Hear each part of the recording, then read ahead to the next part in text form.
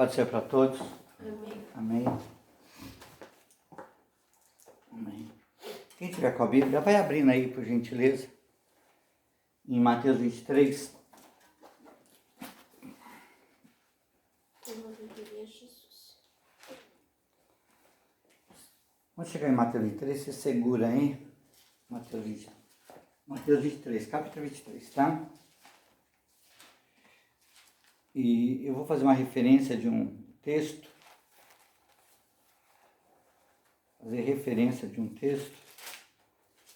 Só como introdução, mas a palavra para ministrar está em Mateus 23, tá bom?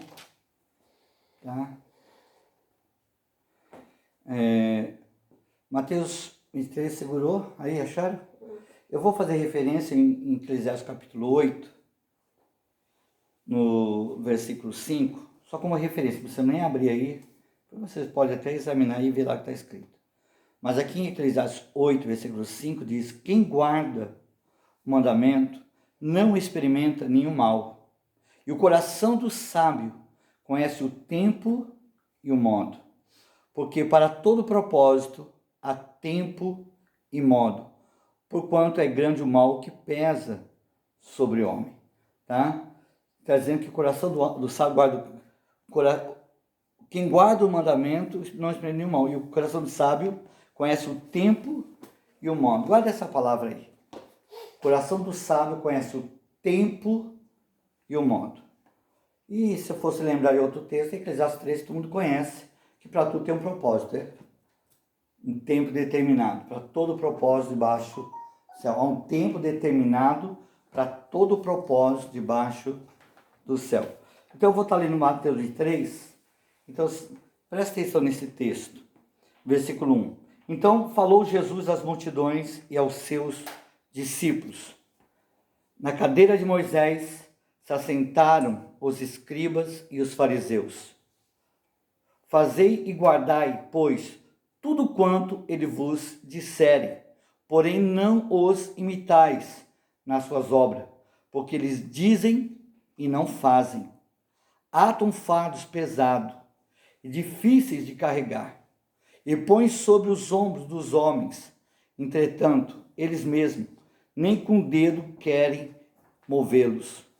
Praticam, porém, todas as suas obras com o fim de serem vistos dos homens, pois alargam suas felictérios e alongam as suas franjas. Amam os primeiros lugares nos banquetes e as primeiras cadeiras nas sinagogas, as suas saudações nas praças e serem chamados de mestres pelos homens. Vós, porém, não sereis chamados de mestre, porque é um só vosso mestre, e vós todos sois irmãos. E a ninguém sobre a terra chamais vosso Pai, porque um só é o vosso Pai, aquele que está no céu. Nem sereis chamados de guias, porque um só é o vosso guia, o Cristo. Mas o maior dentre vós vos será servo. Quem a si mesmo se exaltar, será humilhado. E quem a si mesmo se humilhar, será exaltado. Quem a si mesmo se humilhar, será exaltado. E quem se exaltar, será humilhado. Essa parte que muitos conhecem, tá? Mas esse texto de Mateus 23, ele está falando, ele está censurando os escribas e os fariseus. A culpa, aqueles que regem a lei, a religião mosaica, tá? Mas nesse texto, presta atenção em algo que eu vou lhe dizer. Ele está trazendo uma característica de uma igreja, de uma religião corrompida, onde o foco não é Deus, o foco é o homem. Uma religião corrompida, onde o culto não é para Deus, ainda assim é para o homem. Você vê que ele dita aqui que aqueles que assentaram nas cadeiras de Moisés, os fariseus, fazem tudo que ele mandar. Por quê? Pregar a palavra, amados, pregar o que está escrito, é regra de obediência para todo mundo. Mas nem todos que pregam, praticam. Tem gente que prega com uma ousadia, com conhecimento profundo, tá? Com uma dinâmica tremenda, mas é um profissional de púlpito. É um um bom pregador, um péssimo praticante. É isso que ele está dizendo aqui. Ouve tudo que eles estão dizendo. Não rejeita não. Mas não copia eles. Porque eles colocam fardos e eles mesmo não movem com o dedo, não caem. E aí ele está falando de outra questão, ele está falando de fardo. Quando ele fala assim, atam fardos pesados e difíceis de carregar. Você sabia que as tradições é mais penosa do que os mandamentos? Você não sabia disso? Que servir um ritual é pior ou mais difícil do que ter um relacionamento com Deus? Tá? Porque Jesus, quando ele diz, vinde a mim todos que estáis cansados e sobrecarregados, ele diz, tomai meu fardo que é suave e leve. Mateus 11, 28. Tomai meu fardo que é suave e leve. Servir a Deus nunca deve ser penoso, deve ser prazeroso. Tanto é que a Bíblia diz que o prazer do justo está na lei do Senhor.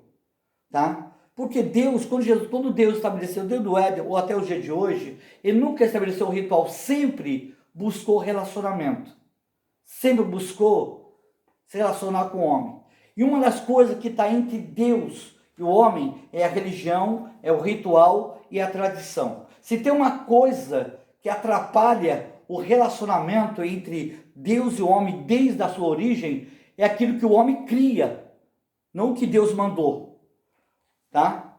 Em todo o tempo, você vai observar um Deus que as maiores manifestações dele não foi em cultos públicos, não foi em lugares de grandes oferendas. As suas convocações, as suas manifestações, desde a história, se você passear um pouquinho na história de Deus, saber que Deus tem prazer em manifestar muito mais lá no teu quarto, no teu particular, do que no meio de uma multidão. Isso é fato. Os grandes homens de Deus foram chamados, não foram chamados no meio do povo. O único que foi ungido, que nós conhecemos, foi Davi, no meio de seus irmãos. Mas Moisés, Gideão, Jetifé, e tantos outros, Jeremias, foram chamados em particular. Moisés no Monte Horebe, Gideão no lagar, entendeu? Samuel dentro do quarto. Homens que fizeram história. Abraão dentro da sua tenda. Deus não falou assim, Abraão não estava fazendo um ritual, fazendo uma oferenda, quando Deus falou com ele, não. Deus veio até ele e chama ele. Tem hora que chama ele até para sair da tenda e olhar para o céu. Sabe, hoje, quando você vive o ritual, você perde a oportunidade e o privilégio de ter um relacionamento. E por que ele fala que esses homens atam fardos pesados e difíceis até de carregar? Aí ele está dizendo que é muito mais penoso seguir as doutrinas de homem, tradições, do que seguir os mandamentos. Porque seguir mandamento é uma coisa tão tremenda, que ele fala assim, que é aquele que guarda o mandamento. Essas pessoas não têm o capricho de estudar, de ponderar, de meditar, de aprofundar. As pessoas acham assim, para você ter um profundo conhecimento da Bíblia, você tem que ter dentro de uma faculdade de teologia. Parece que quem não faz teologia, quem não está dentro de uma faculdade, quem não entra em uma salinha de 4 paredes, parece que não pode ser credenciado, habilitado a ser um bom pregador. E nós sabemos que todos os bons pregadores não foram em salinhas. Nenhum dos bons pregadores que a Bíblia nos apresenta como pregadores tremendos, e alguns podem até pegar Paulo como exemplo de um bom pregador, tudo, mas ele mesmo, nos seus discursos, nas suas cartas, nas suas palavras, ele faz menção ao seu passado. Por quê? Ele diz que ele foi zeloso na lei mosaica. Tá? Zeloso, um cara cumpridor da lei. Tá? Ele aprendeu aos pés de Gamaliel, poliglota, da tribo Benjamim, tá? Com pretensão a ser até mesmo uma cadeira, né, entre os maiorais na religião mosaica. Tá? Um homem que ia ter até um status. Mas quando ele se converte, Jesus para com ele, e lá em Atos 9, ele cai sobre o cavalo do camelo, fica cego 3 dias, e Jesus se revela com ele. Ele começa, depois da sua conversão, a falar algumas frases de efeito, de poder, de entendimento. Primeiro, ele diz, aquilo que eu aprendi lá com os fariseus, ele diz que considerou lixo. Ele jogou fora. Quando ele chega, ele fala isso, quando ele fala na carta de Gálatas, no capítulo 1, versículo 11, diz, eu não aprendi de homens. Sabe o que ele está dizendo? Olha, ele fala assim, eu não vou dar ibope. A classe de Gamaliel, a escola de teologia de Gamaliel, que é mais firmada lá, ele diz, não aprendi de homem, mas debaixo de uma revelação de Cristo, para que a sua fé, tá, não se baseie em homem, mas em demonstração do Espírito Santo. É a mesma coisa que ele fala a Coríntios, que é uma igreja grega de conhecimento, de filósofos, tudo mais. Ele escreve em 1 Coríntios 2, sabe que ele fala? Olha, o evangelho quando eu fui ter convosco, não foi com ostentação de palavra, ou com sabedoria humana, para que a vossa fé não se apoiasse em sabedoria humana, mas em demonstração do Espírito Santo, em manifestação do Espírito Santo, em Deus. Ele está dizendo que eu não fui falar baseado em parâmetros ensinados por homens, para que você não se apoiasse em sabedoria humana, porque ele diz que Deus destruiu toda a sabedoria do homem, o homem não conhece a Deus pela sua própria sabedoria, aprova a Deus salvar os que creem na loucura. Ele fala na primeira carta de Coríntios, capítulo 1, 2, 3, na introdução, ele deixa bem claro isso. Ele deixa bem claro que ele não só considerou lixo, ele rejeitou, entendeu? Ele anulou e diz, eu faço saber, a não ser Cristo crucificado.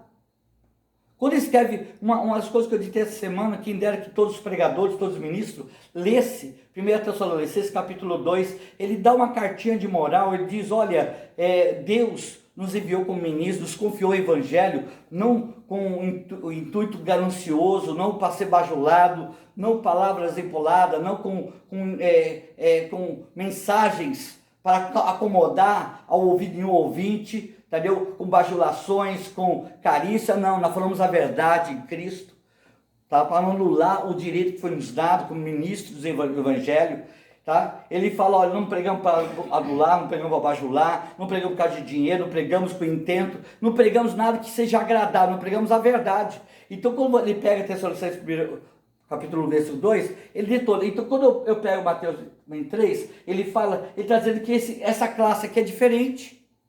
O intuito deles, continuamente, é para ser visto por homens. Plateia. Sabe? Hoje, eu abomino plateia.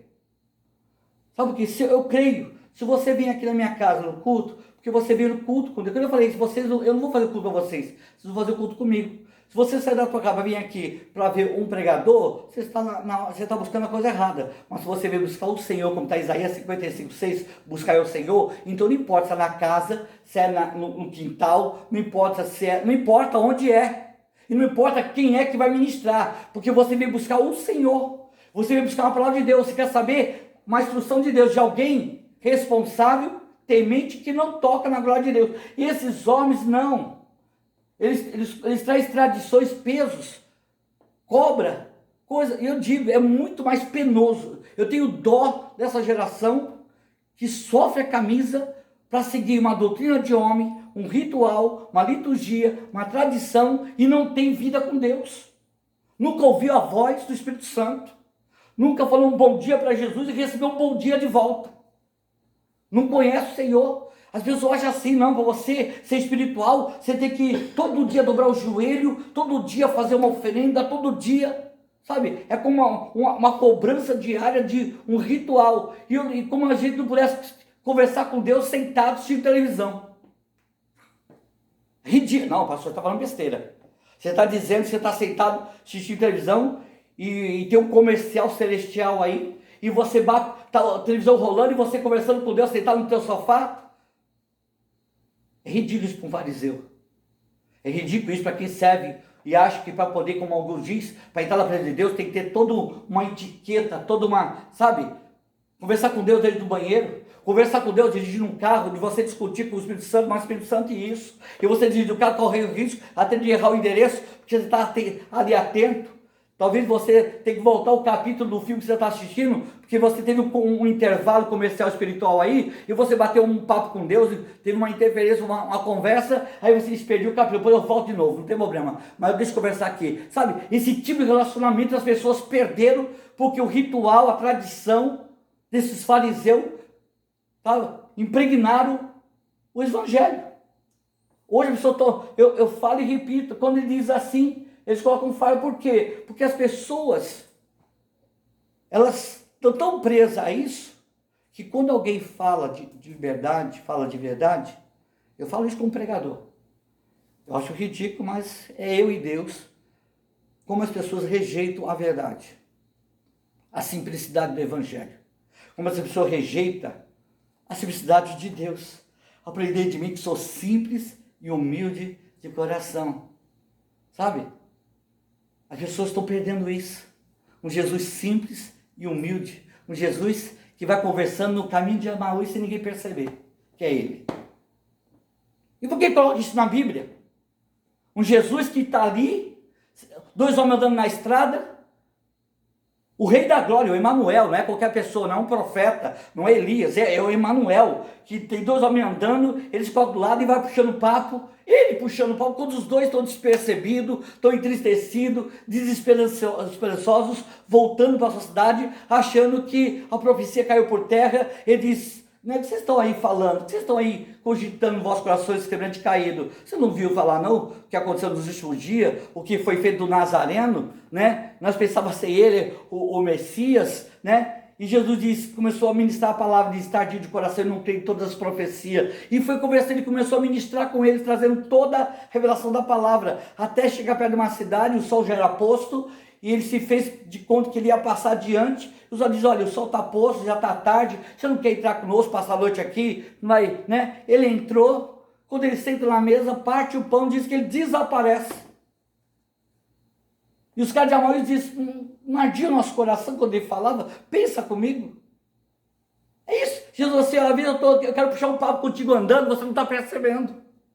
A vida eu quero falar contigo, sentado na mesa, partindo o pão, na tua refeição, e você não está percebendo.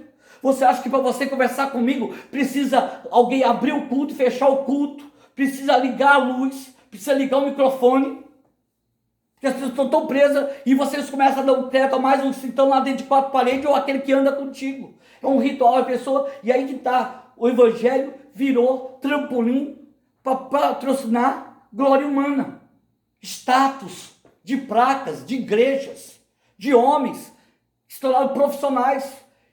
E quando alguém chega, sem querer status, sem querer glória, sem nada, e prega o evangelho na sua simplicidade, independente de um púlpito, de uma cadeira, de uma coisa, as pessoas acham que ali não há espiritualidade, porque para haver espiritualidade tem que ter todo um conjunto de liturgia, tem que ter todo um conjunto de amparato, né?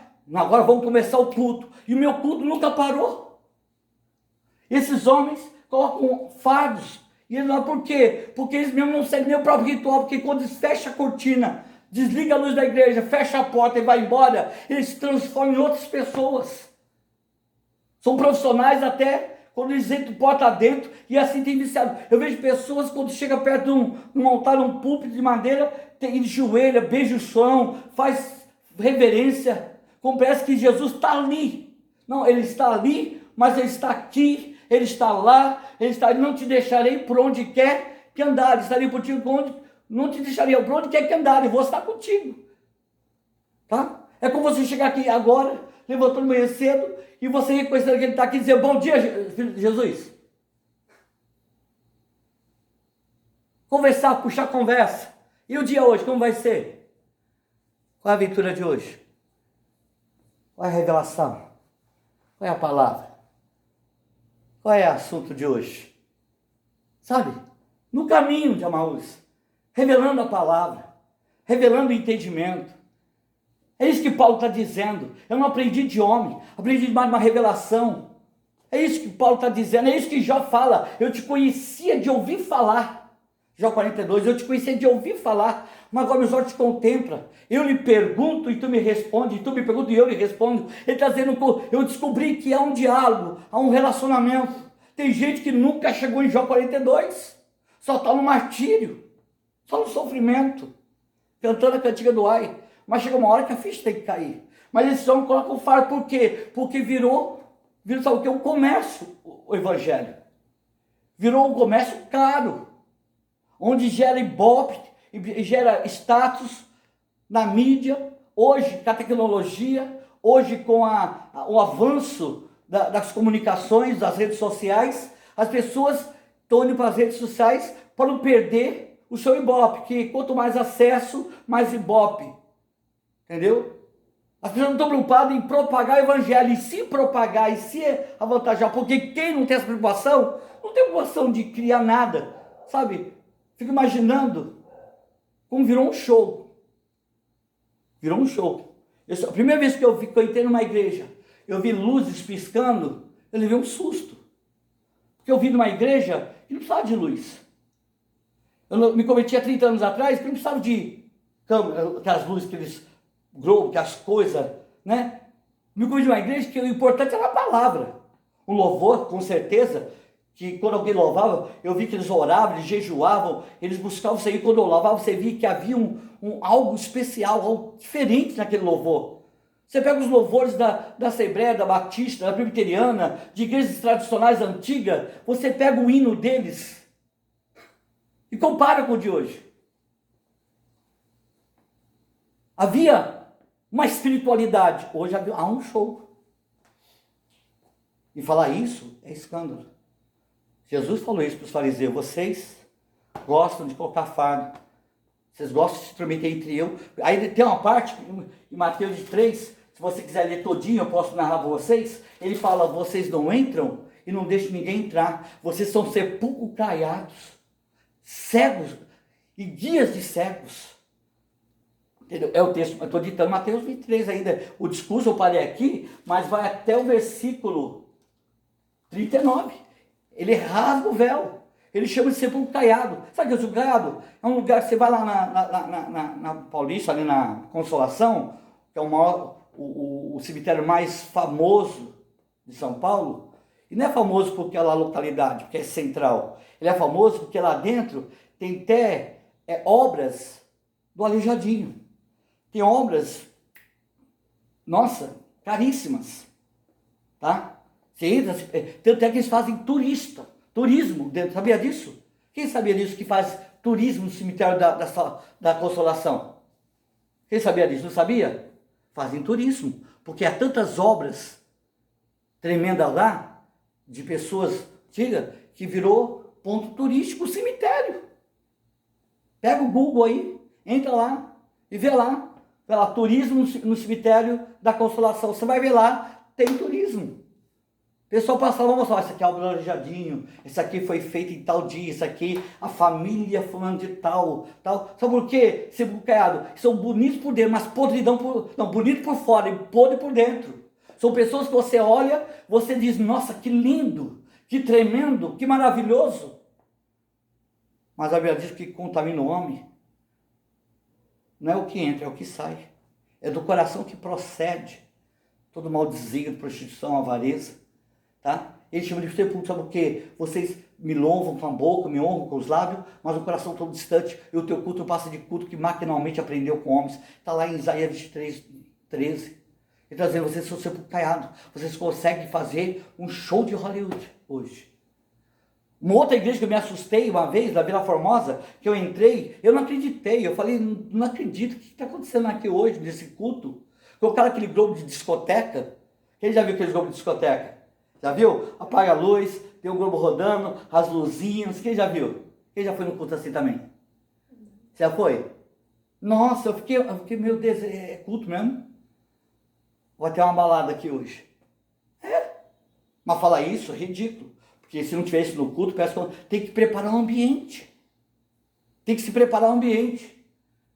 Mas a Bíblia diz: prepara-te, Israel, para ter com teu Deus. E preparar para ter com teu Deus não é preparar o ambiente, é preparar a vida. É deixar o pecado, deixa o pecador seu pecado, seu mau caminho, despindo o velho homem, revestindo o novo, tá?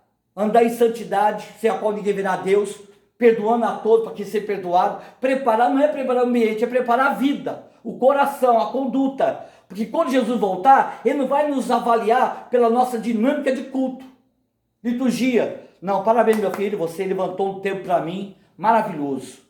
Púlpito de bronze, mármore, de pedras preciosas. Não. Jesus não está com esse negócio. Ele está dizendo: vocês praticam, vocês querem colocar. Por quê? Porque o ritual, a liturgia e a tradição rouba. E desse texto ele fala: vocês guardam as vossas tradições e quebram os meus mandamentos. Olha só o que está dizendo: vocês zelam em guardar, em preservar as vossas tradições, mas vocês quebram os meus mandamentos. Vocês são guias de cego. Ele está dizendo que às vezes a tradição tem mais peso do que os mandamentos. Às vezes a tradição se torna tropeço para os mandamentos. E quero meus mandamentos. O homem que guarda o mandamento não experimenta nenhum mal. Mandamento. Eu não estou falando dos 10 mandamentos, eu estou falando dos mandamentos que foi estabelecido por Moisés. Ele fala do mandamento, que é mandato. Tá? É alguém que manda. Alguém que tem o direito de mandar. Tá? Alguém que recebeu um cargo de excelência e passa a ter autoridade.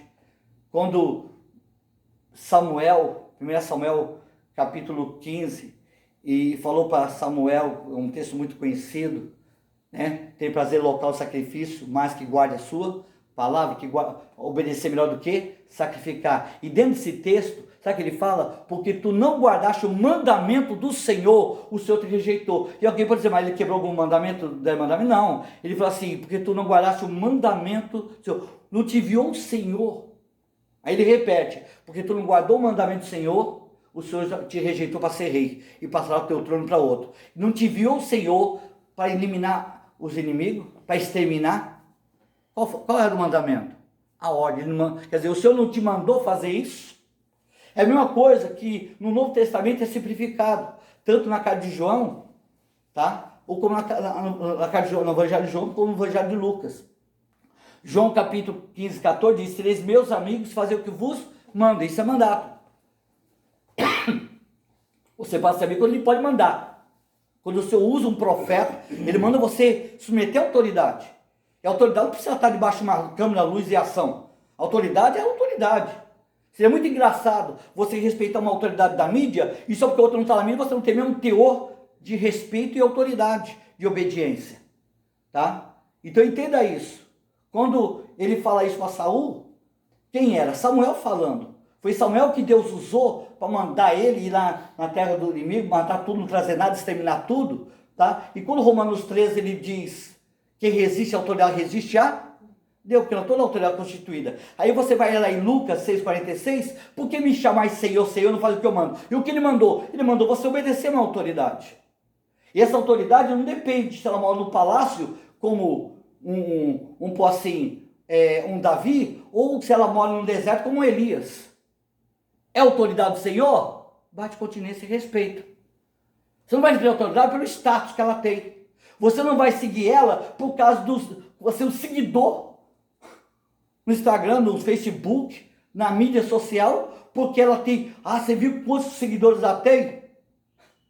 Se eu fosse olhar assim, você não quer seguir Elias.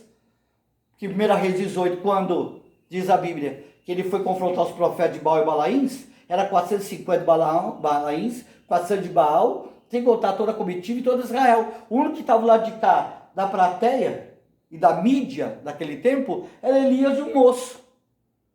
Se você fosse olhar a ótica de hoje, Elias, na ótica humana, ele não era à esquerda, ele não tinha plateia, ele não tinha seguidores. Tanto é que quando ele se apresenta em 1 Reis 18, acaba dizendo, não é tu perturbador de Israel?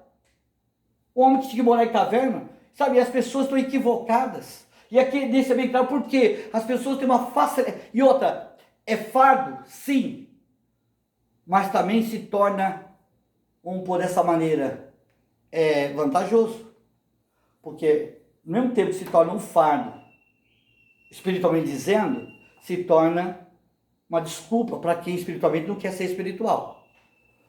Porque, quando você tem a consciência, presta atenção, eu vou te dizer, 2020 isso vai reger 2020. Quando você tem a consciência da onipresença, da onipotência, da onisciência de Deus, quando você tem a consciência, como os profetas dizem, cuja presença eu estou, você reconhece ele no sofá, você reconhece ele no carro, você reconhece ele lavando louça, você reconhece quando está falando com o teu pai, quando está falando com a tua mãe, você reconhece quando está falando com o teu pastor, falando com uma autoridade, você reconhece o que está em Provérbios 3,5.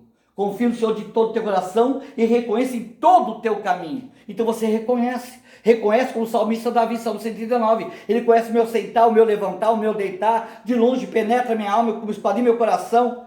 A palavra chegou na minha boca, você reconhece. Você não precisa reconhecer que Deus só está lá dentro de um templo, como um religioso, que quando diz, senti a presença de Deus aqui, Deus está aqui, Deus está na casa. E na verdade, Deus todo o tempo estava do teu lado, você não percebeu algum Lamaús, porque você está preso a uma religião, onde as pessoas estão dizendo que a presença de Deus é mais forte, num lugar estabelecido, por tradição, por liturgia, do que a presença de Deus se torna mais forte quando você reconhece, você admite, quando você entende, e você sai dessa religiosidade, e você puxa o assunto com ele, mesmo assistindo televisão, ou lavando uma louça, ou andando pelo caminho, nos teus afazeres, em todo o teu caminho, Deus não se restringe a 2 horinhas do teu dia. Deus não restringe a um tempo. Deus não habita em tempo formado por mãos humanas. Vós sois templo do Espírito Santo. Isso é religião. Isso é coisa de fariseu. E nós estamos criticando. Por que os seus discípulos não lavam a mão? Foram criticados. Quando vai sentar à mesa, Jesus disse, não é necessário, porque está em Mateus 12, o que contamina o homem não é o que entra, é o que sai. Tá? Por que vocês fazem isso? Eles sabem. Porque eles sabe, nós estamos criticados porque quebramos. E sabia que eu tenho assistido muitos filmes com a Márcia, às vezes, igual de Estados Unidos, eu falei, é uma tradição, já é o costume, já faz parte da cultura deles. Tá? Que quem não tem status é um Zé Mané. Você tem que ser favorável aos outros para ter credibilidade, para fazer parte da panelinha. Se você for contra alguém, mesmo que falando está errado, e a pessoa for uma pessoa de status, de posição, de coisa, você é excluído daquela sociedade, daquele setor. Se você entrar numa igreja, entrar num lugar, e você for contra, mesmo que esteja a favor da Bíblia, mas contra eles, ali você não vai ficar, porque você quebrou o clubinho. Isso faz. Se você estiver numa roda de uma conversa, e alguém falando algumas besteiras fala da Bíblia, e você trazer a Bíblia e falar a verdade, você estragou a conversa. Por isso que Elias é chamado como perturbador. Por isso que Jesus, quando andou em Jerusalém, ele foi outro perturbador. Porque ele quebrou a liturgia, ele estragou o culto. De lição não podia curar, ele curava. Não podia fazer, ele fazia. Não podia andar, ele andava. Sabe? Porque ele está falando de relacionamentos, outro está falando de liturgia, onde nós somos limitados, as pessoas se tornam espirituais dentro de 4 paredes. Das 4 paredes para fora, parece que Deus não existe. É como Deus não conhecesse a tua mentira. É como Deus não conhecesse o teu andar, o teu sentar, o teu levantar. Sabe? As pessoas estão equivocadas. E eu quero te dar um alerta hoje. Porque se existe uma coisa que está atrapalhando a manifestação e a glória daquilo que Deus tem preparado antes da fundação do mundo, para que venhamos andar nisso, ainda tem sido, como nos tempos do fariseu, a tradição, a liturgia, o ritual, tem sido o maior tropeço de o povo conhecer a Deus.